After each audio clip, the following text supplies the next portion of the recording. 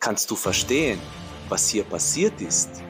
Sieh dir das Video bis zum Ende an und finde es heraus. Sam reist nach Slowenien. Slowenien ist ein Nachbarland von Österreich und liegt südlich von Österreich. Die Fahrt von Innsbruck nach Ljubljana dauert circa 5 Stunden. Um 13 Uhr kommt er in Ljubljana an.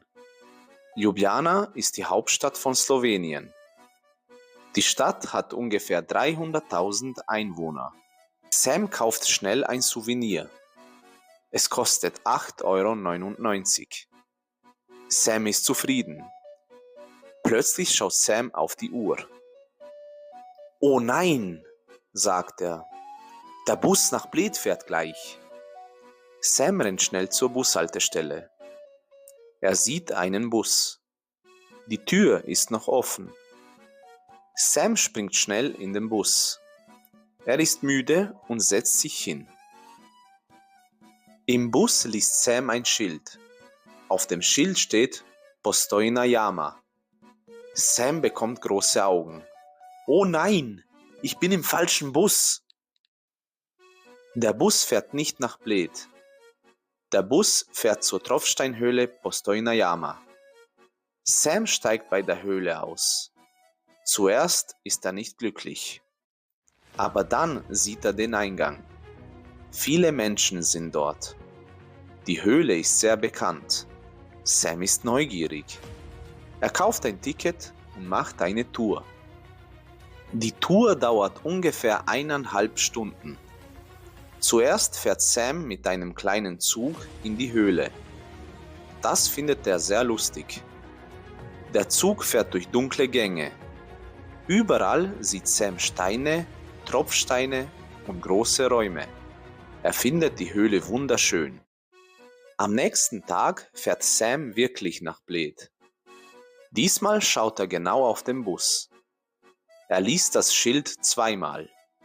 Dann steigt er ein. In Bled sieht Sam den See. Der Bleder See ist sehr schön. Das Wasser ist ruhig. In der Mitte vom See gibt es eine kleine Insel. Auf der Insel sieht Sam eine Kirche. Hinter dem See sieht er Berge und Wälder.